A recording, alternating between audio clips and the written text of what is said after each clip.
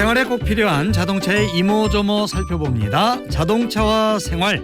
오늘은 김경배 교통전문위원 전화 연결합니다. 안녕하세요. 네, 안녕하십니까. 자, 어느새 완연한 가을에 접어들었어요. 자동차를 관리하는 데 있어서 환절기에는 어떤 것들을 주의 깊게 살펴봐야 될까요? 예, 말씀처럼 낮과 밤의 일교차가 10도 이상으로 커지면서요. 점점 겨울 문턱으로 가는 시기인 만큼 자동차 안전 부분도 상당히 민감해지는 이런 계절이라고 볼 수 있겠습니다.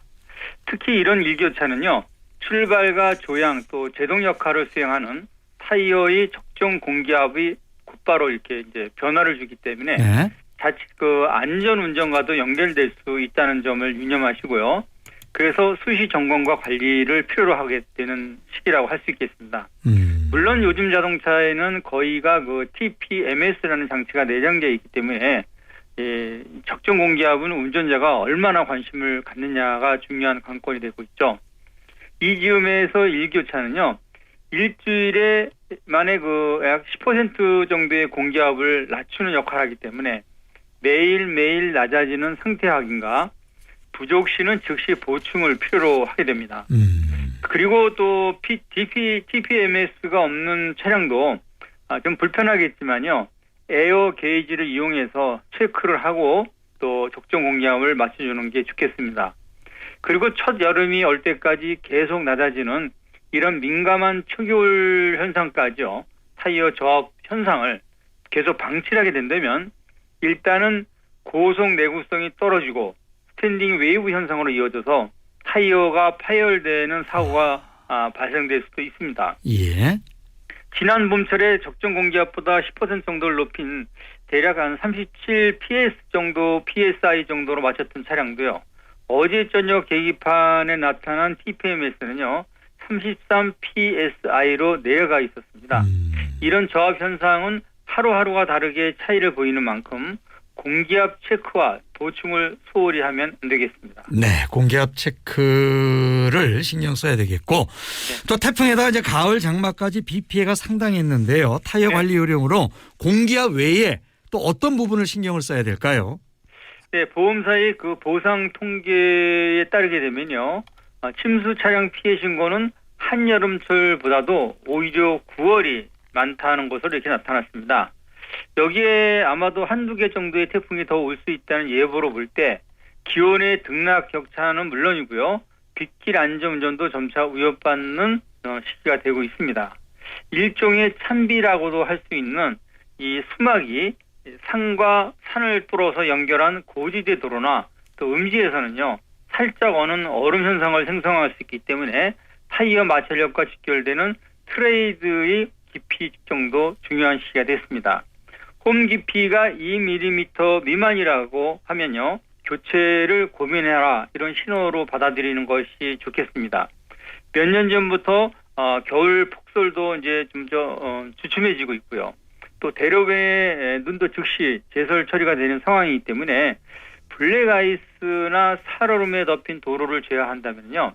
쌓인 눈 때문에 운전에 지장이 되고 위험할 수 있는 경우는 거의 없는 상황이 되고 말았습니다. 때문에 겨울 전용이 윈터 타이어 효율성이 떨어지는 현실을 감안했을 때 사계절용 타이어를 늦가을쯤 그러니까 지금쯤 교체를 하면 겨울도로 운행에도 무난할 수 있다 이런 얘기가 되겠습니다. 네. 실제 윈터 타이어 대비 사계절용 신생 타이어의 눈길 성능은요. 약 80% 이상이 보장이 되고 있습니다. 게다가 마른路面에서는요. 과다한 접지력 낭비를 줄여서 연비는 올라가고 타이어 마모도는 상대적으로 줄이게 되는 일종의 가성비가 좋기 때문에 교체 시기는 가급적 장마철 직전인 6월경이나 또는 아까 말씀드린 지금서부터 눈이 오기 전인 12월 초 정도로 잡는 게 적당하다고 볼 수 있겠습니다. 예. 자, 그리고 가을철에 접어들면서 차량 성능과 관련한 점검 사항은 어떤 게 있을까요? 네, 지난주는 추석 연휴였고요. 이제는 가을 난풍놀이 차량 운행이 많은 시기죠. 그래서 장거리 운전과 겨울 채비 차원의 자동차 건강 체크를 한번 해보겠습니다. 일단은 시동과 전조등을 켜주는 배터리를 비롯한 에어컨과 히터 점검에 안개등과 타이어 점검을 비롯한 긴급 콜센터 번호 정도는 미리 확인해 두는 것이 좋겠습니다. 다음은 그 와이퍼 블레이드와 워시에 엔진 오일과 열선 점검이 있겠는데요. 열선 중에는 좌석이나 스티어링 휠에도 내장이 되어 있지만요. 경유 차량에서는 연료를 데워준 역할도 하게 됩니다. 그리고 에어컨과 히터의 공조기가 이제 확인 대상인데요.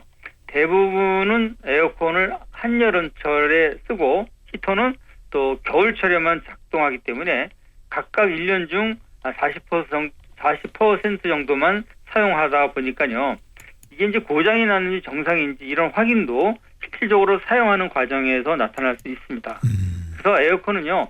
가을 이후에도 일주일에 10분 정도는 틀어주고 히터 또한 춥지 않더라도 가끔 작동시켜서 오래 사용할 수 있는 그런 조건을 만들어주고 점검도 해주는 것이 좋겠습니다. 네.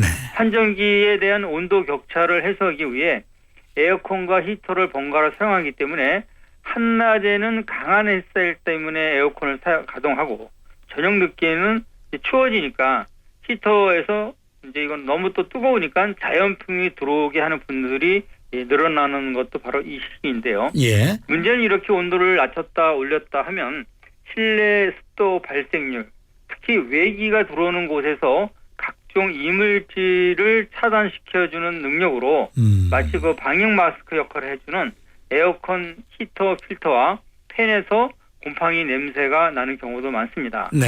그래서 이거를 캐빈 필터라고 하는데요. 보통 이제 봄과 가을철에 교체하는 것으로 알고 있지만은요. 곰팡이와 세균 번식 차단과 또 코로나19 대응 차원에서 계절마다 교환하는 것은 어떨까 이런 생각을 갖게 합니다. 네. 그리고 오일은요. 엔진 오일 외에도 브레이크 오일과 변속기 오일 등 여러 종류가 있기 때문에 이 점검은 정비사에 꼭 의뢰하는 것이 좋겠습니다. 네, 알겠습니다. 오늘 도움 말씀 여기까지 듣겠습니다. 고맙습니다. 네, 감사합니다. 네, 김경배 교통전문의였습니다.